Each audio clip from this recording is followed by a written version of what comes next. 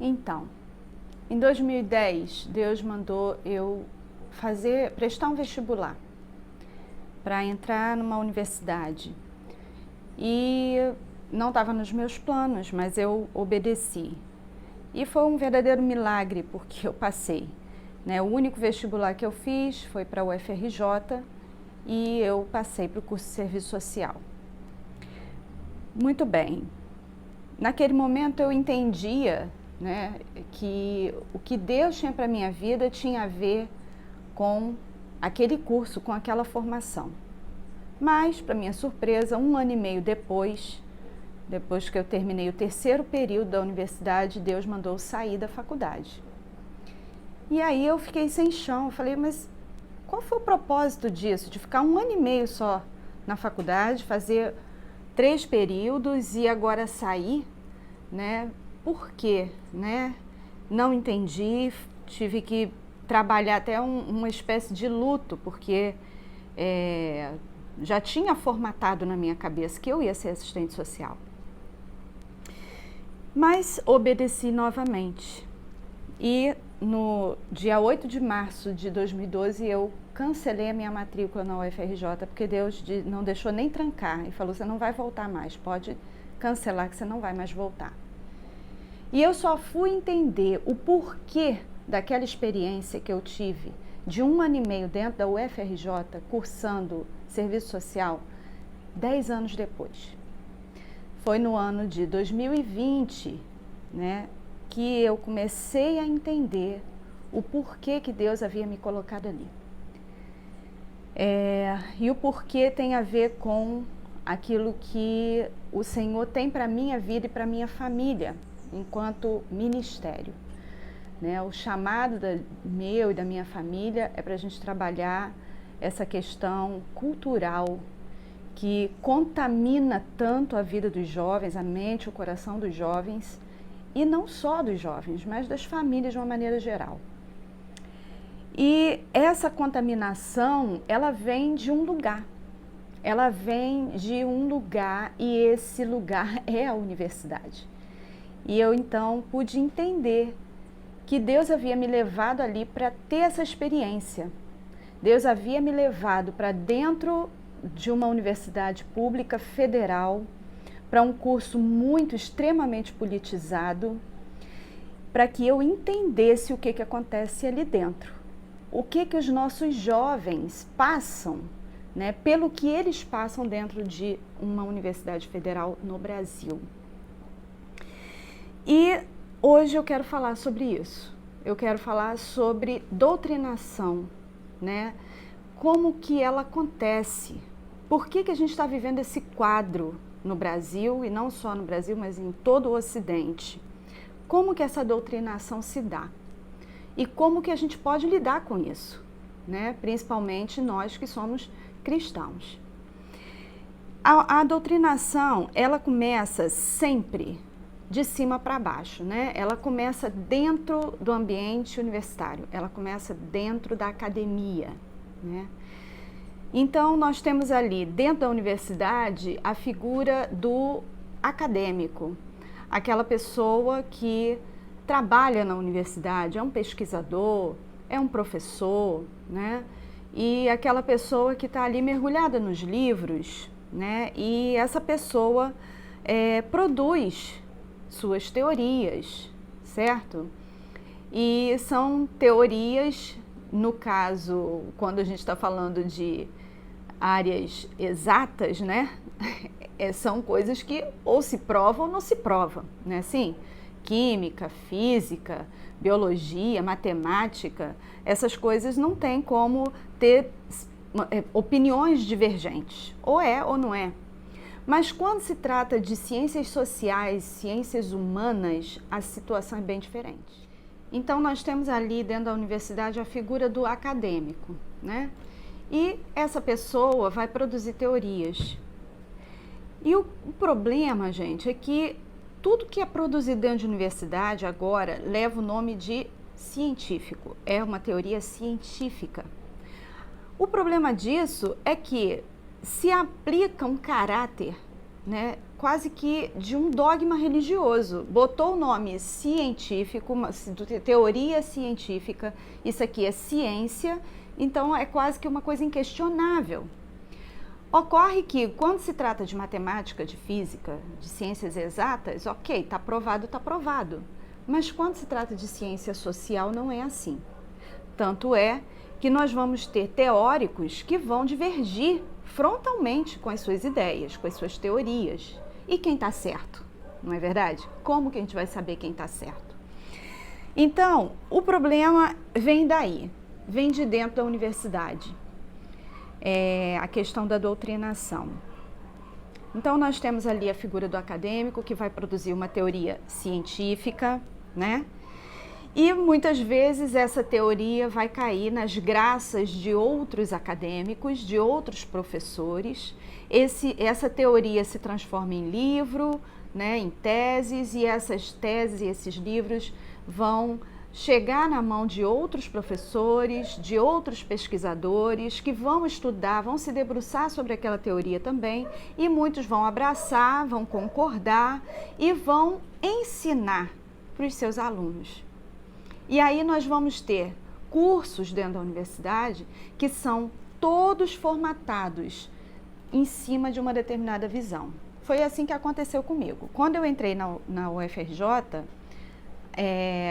no primeiro dia de aula, a professora de Serviço Social 1 chegou na sala de aula e ela se apresentou, disse o nome dela, falou o nome da disciplina que ela ia dar, e ela disse o seguinte: olha, eu vou dizer uma coisa para vocês, para início de conversa. Esse aqui é um curso marxista.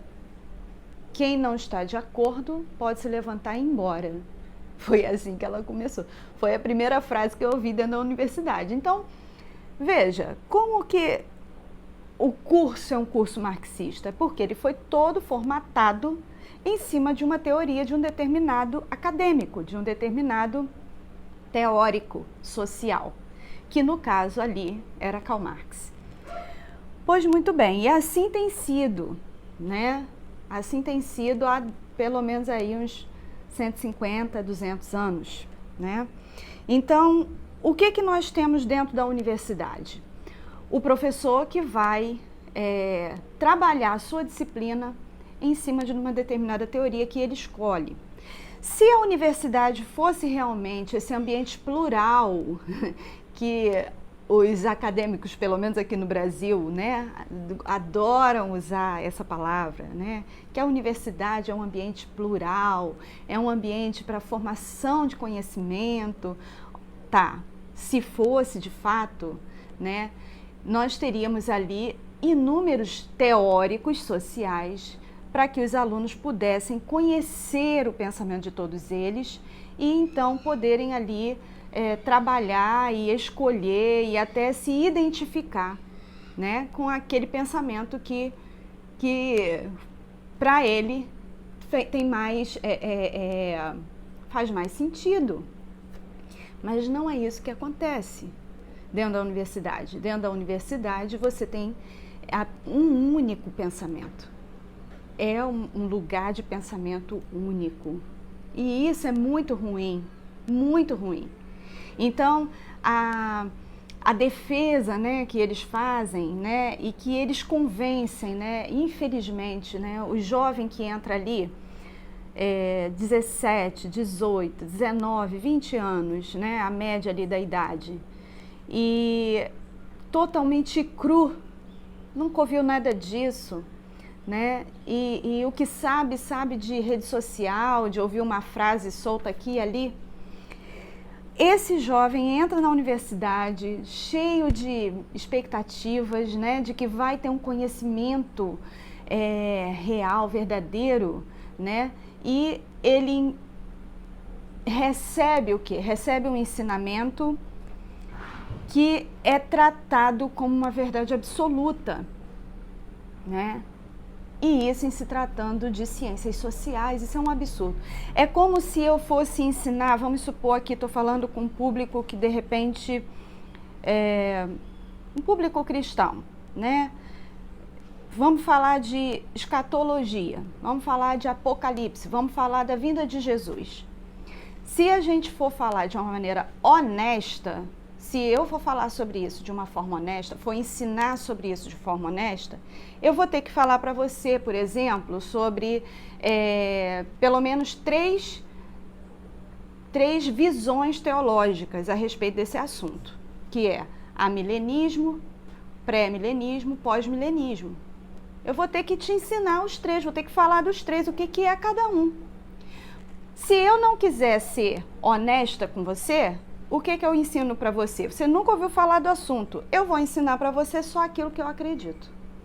Então, por exemplo, eu, Marcela, acredito no pré-milenismo. Acredito que Jesus volta antes do milênio e ele vai inaugurar o milênio. Eu sou pré-milenista, pós-tribulacionista. Eu acho que Jesus vem antes do milênio, mas vem depois da grande tribulação.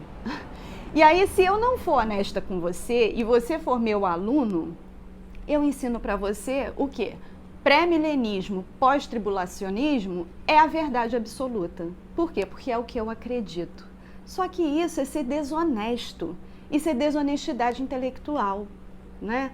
Eu tenho que ensinar para você o amilenismo, o pós-milenismo e o pré-milenismo. E você acredita no que você quiser, tá certo? Você vai ter a sua impressão, você vai buscar ali, mergulhar no estudo e traçar ali na sua cabeça, no seu coração, aquilo que você acha que é certo. Isso é ser honesto intelectualmente falando, quando se trata de quê? De visões diferentes a respeito de um único assunto. Isso é tudo que não acontece dentro de uma universidade. Só existe a visão de Karl Marx a respeito de economia, a respeito de ciência social? Lógico que não. Meu Deus, lógico que não. Mas um aluno que entra hoje num curso de serviço social, por exemplo, na UFRJ, é só o que ele vai aprender. É só o que ele vai aprender, entendeu? Ele não vai ouvir nenhum outro teórico, a não ser aqueles que concordam com Karl Marx, né? A não ser aqueles que são marxistas também, mesmo que seja de uma outra linha, porque marxismo, existem vários marxismos, né? Mas ainda que seja de uma outra linha, no fundo, o cerne é o mesmo. A raiz é a mesma, vai dar tudo no mesmo lugar. Então, isso é uma desonestidade gigantesca. E o pior, eles falam com o aluno da seguinte maneira, eu sei porque eu ouvi, tá, gente? Como eu disse, eu fiquei 1 ano e meio lá dentro. Eles vão dizer assim, você agora não faz mais parte do senso comum. Aí você imagina, um jovenzinho, 18 anos, né? Fica com o ego super inflado, porque agora aquele cara ali, que é um doutor às vezes, né? O cara tem doutorado, mestrado, tá ali falando para ele, não, agora, você não é mais qualquer um. Você não faz mais parte do senso comum, eles adoram usar esses termos, né? Você agora faz parte da mente pensante do país, né? Porque agora você é um universitário. Você agora está acima da média. Você não é mais massa. Você agora pensa, você agora tem um raciocínio crítico.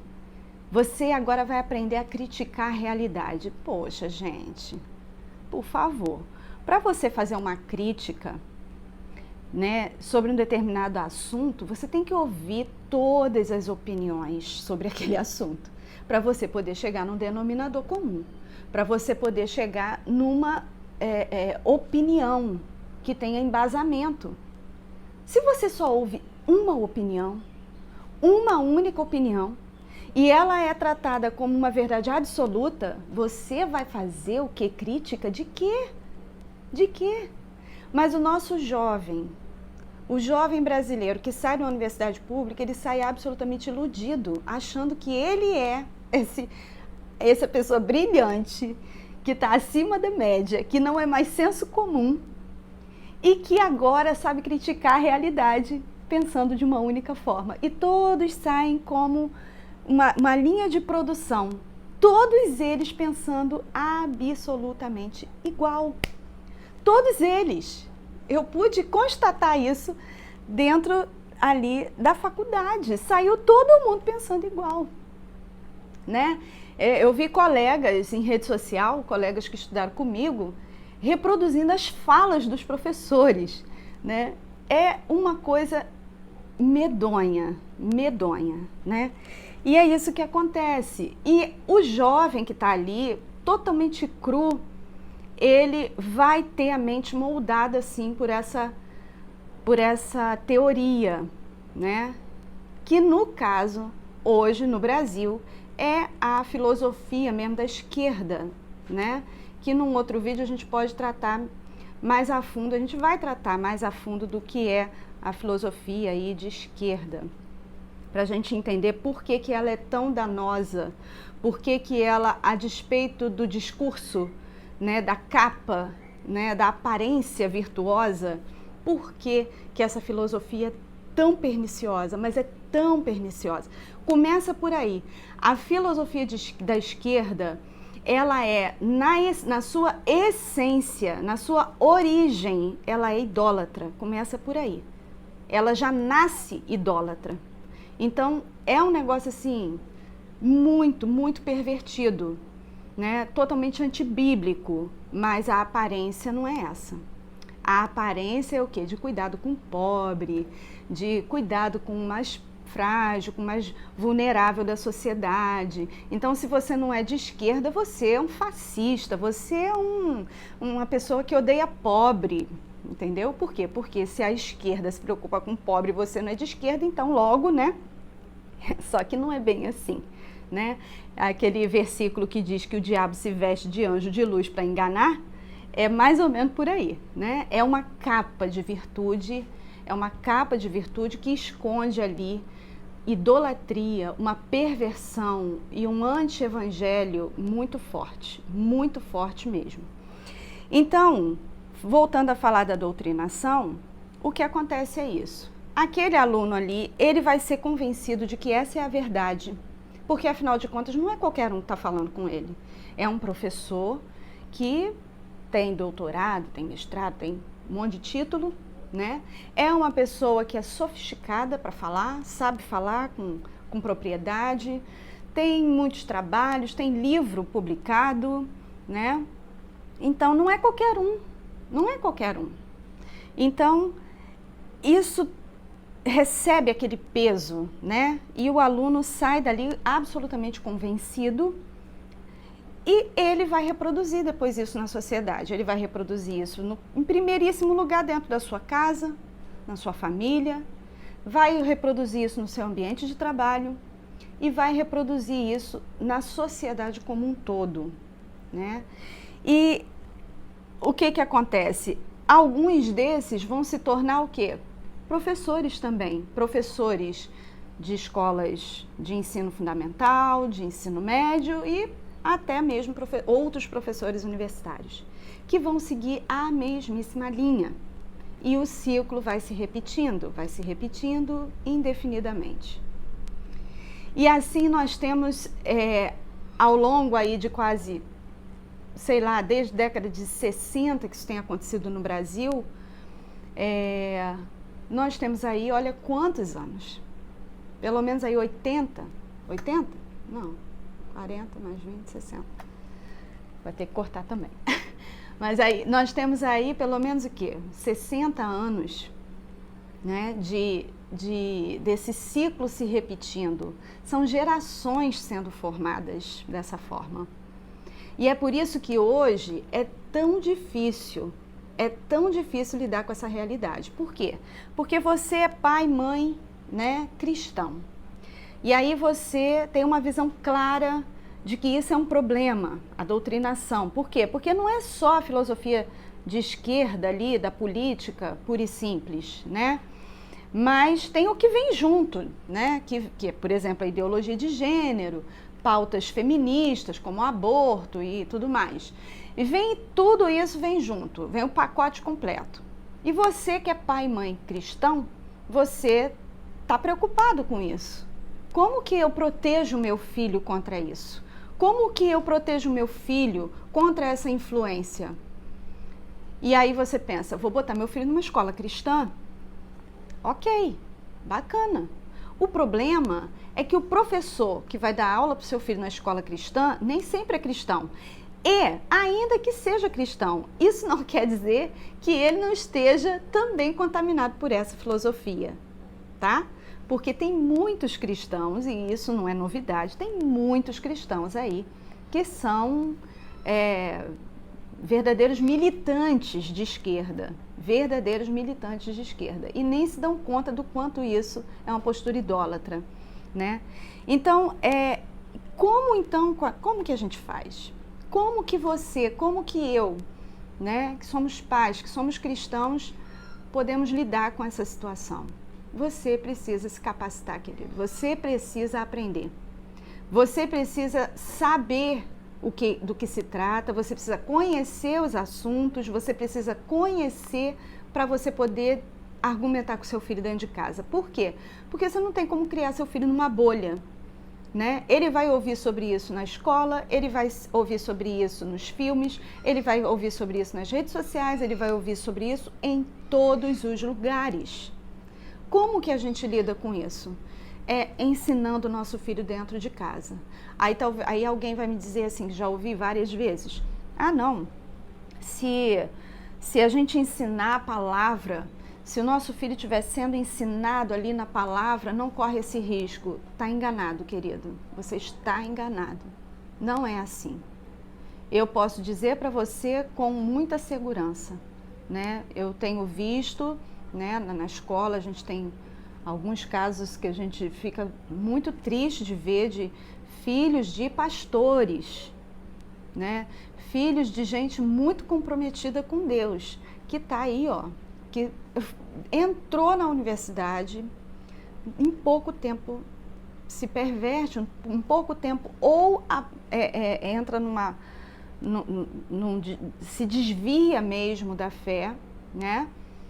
Ou então mantém a fé, mas uma fé que fica contaminada, a fé fica contaminada. Então, isso é uma realidade dos nossos dias, é uma realidade da igreja nos nossos dias. É uma triste realidade da igreja, né? São muitas as pessoas que são cristãs, que são pessoas que amam ao Senhor de coração, que são genuinamente cristãs e que estão com suas vestes manchadas por ideologias mundanas, idólatras, né? Mas que, como tem uma capa de virtude tão bonita, convenceu, né? Então, você precisa conhecer as origens, precisa conhecer o que os fundadores dessas ideias pensavam, o que eles fizeram, né? O que eles escreveram, o que eles defenderam, né? E como essas ideias estão ecoando até o dia de hoje, porque elas foram sofrendo várias mutações e transformações ao longo do tempo, lógico, né? E chegou até aqui com muitas transformações, mas o cerne, como eu falei, permanece o mesmo, não mudou, não mudou. Então, a gente precisa se capacitar. Nós, como família cristã, a gente precisa se capacitar, né? Você precisa conhecer esses temas, precisa estudar sobre eles, então precisa ler. Vamos deixar a preguiça de ler de lado, gente, porque nos dias de hoje que nós estamos vivendo, com essa realidade aí batendo na nossa porta, invadindo nossas casas, se você não se capacitar, pai, se você não se capacitar, mãe, você vai perder seu filho. A chance é muito grande mesmo, né? Então, daqui a pouco a sua filha está chegando em casa e, de repente, chega para você: ô mãe, como é que você deixa o meu pai falar assim com você? Né? Que absurdo, ele não pode falar assim com você. Daqui a pouco a menina tá: não quero mais usar absorvente. Eu estou falando de casos concretos que eu vi acontecer, né? E estou aqui usando como exemplo para você. Coisas que estão acontecendo na casa de crente, né? Casa de pessoas cristãs, tementes a Deus, que ensinaram os filhos no caminho do Senhor. E que quando se vem diante dessas circunstâncias, dessas situações, fica assim: meu Deus, o que eu faço? Não sei lidar com isso. E aí não adianta você só dizer assim: é do diabo. Não pensa assim porque isso é do diabo, isso é do inferno. Isso não vai convencer seu filho. Lembra que o que ele está ouvindo é um discurso muito sofisticado e elaborado, tá? E aí você também não pode entrar numa vibe, de repente, de ficar com raiva do professor, né? Ah, esse professor é um filho do diabo, é um filho de Belial. Não é não, não é não. Ele foi tão cooptado, né? Ele foi tão manipulado quanto seu filho está sendo também, né?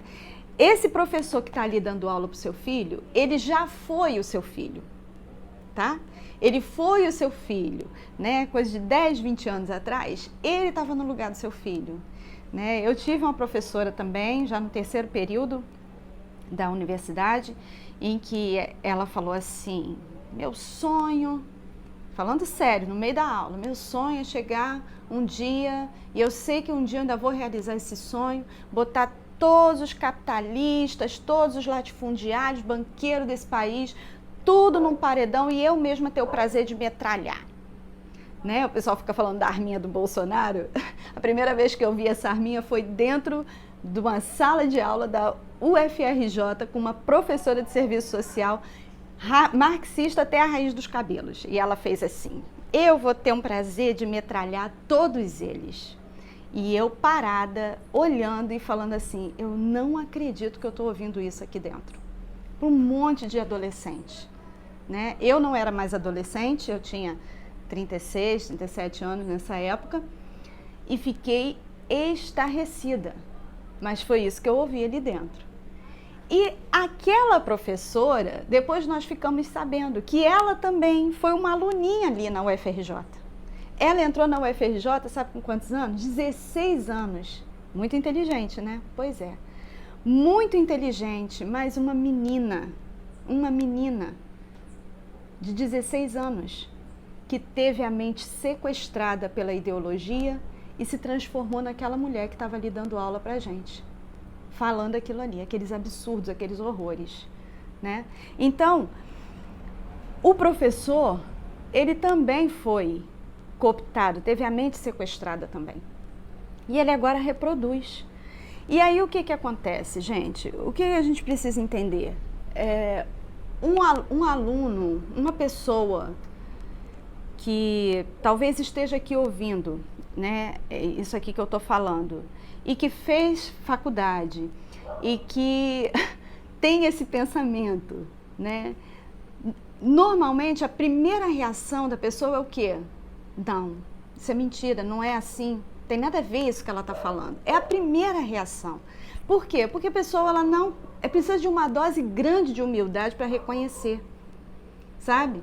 Eu tenho certeza que a pessoa que está me ouvindo, se você está me ouvindo, você fez faculdade, você esteve num curso como esse, eu tenho certeza que você sabe do que eu estou falando. Você ouviu também, você viu também essas coisas, mas você não consegue fazer uma crítica àquilo ali. Por quê? Porque isso, depois que enraiza dentro da gente, é um negócio muito sério. Vira parte da gente. E precisa de muita humildade para reconhecer, caramba, eu fui manipulado. Caramba, fizeram uma lavagem cerebral em mim. Precisa de muita humildade para reconhecer isso, sabe? Principalmente se você já está com uma idade, se você não é mais um jovenzinho e se você passou boa parte aí da sua vida adulta sustentando um determinado posicionamento. Chegar agora e dizer, eu estava errado esse tempo todo, opa, precisa de uma dose de humildade bem grande, bem grande. É mais fácil o quê? Deixa do jeito que tá, né? Vamos seguir a vida, porque é isso mesmo que está certo, eu aprendi que está certo, então é certo e vamos seguir. Mas é muito difícil para uma pessoa que passou boa parte da vida sustentando esse posicionamento, voltar atrás e falar assim, não, peraí, deixa eu fazer aqui uma análise. Porque o que acontece?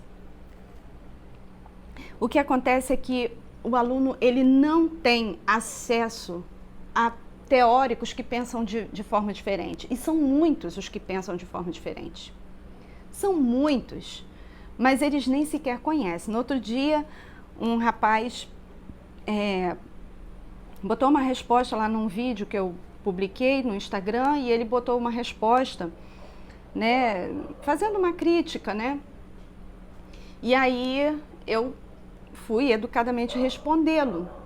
E aí, quando eu respondi, eu botei assim: olha, tem muitos autores, né, consagrados e respeitáveis que discordam da sua maneira de pensar. E aí eu citei um pensador, né, que é conservador, que ele é um expoente do conservadorismo no mundo hoje. Na verdade, ele faleceu tem poucos anos, que é o Roger Scruton, né? E, gente, o Roger Scruton é muito famoso, é muito famoso, mas é um pensador conservador, né? O rapaz nunca ouviu falar. Ele falou: não sei quem é, nunca ouvi falar, mas fiz uma pesquisa aqui, ele parece conservador, não sei o que lá. Quer dizer, por que ele nunca ouviu falar de um Roger Scruton, um cara que é super consagrado, né? Um teórico importantíssimo, de uma inteligência assim como poucas? Por que esse rapaz nunca ouviu falar de Roger Scruton?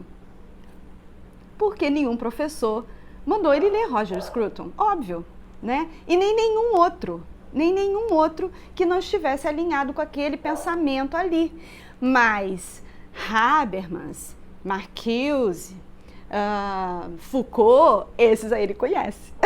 Esse ele conhece todos e defende, mas defende, né? Então, assim, por que ele conhece essa galera? Porque é a galera que é usada dentro das universidades. Os textos, as teorias desse pessoal é que é usado dentro da universidade. Por quê? Porque é o pensamento de esquerda, né? Então, a gente precisa entender isso, né? A universidade, de uma maneira quase que generalizada, ela hoje vive essa situação. E a escola de ensino fundamental, a mesma coisa. Por quê? Porque quem vai dar aula na escola de ensino fundamental é esse jovem que se formou na universidade com esses professores e com esse material, né? E que sai dali com a mente formatadinha, né? Para ser um militante, para ser, no mínimo, um reprodutor dessa ideia, dessa maneira de ver o mundo, né? Ele pode até não abandonar a fé, como a maioria abandona, tá? A maioria abandona, mas ele pode até não abandonar a fé, mas a fé dele vai ficar seriamente comprometida, e ele vai ter problemas sérios para vivenciar a sua fé. Por quê? Porque vai dar choque, de vez em quando vai bater de frente. De vez em quando vai bater de frente. E ele vai ter que escolher para onde que ele segue. Se ele segue aquela visão de mundo que foi incutida na cabeça dele como uma verdade absoluta, ou se ele segue as escrituras, que dizem: não é assim. E é também uma verdade absoluta. Aliás, é a única verdade absoluta, né? A palavra de Deus. Então, essa é a questão da doutrinação. E você, pai e mãe, você precisa se capacitar. Não só para proteger o seu filho, mas para se proteger também. Na nossa escola eu tive um caso de uma aluna fazendo o curso Identidade Cultural, que ela, numa determinada aula, né, conforme eu ia dando a aula, ela falava: ai meu Deus, mas eu pensava assim.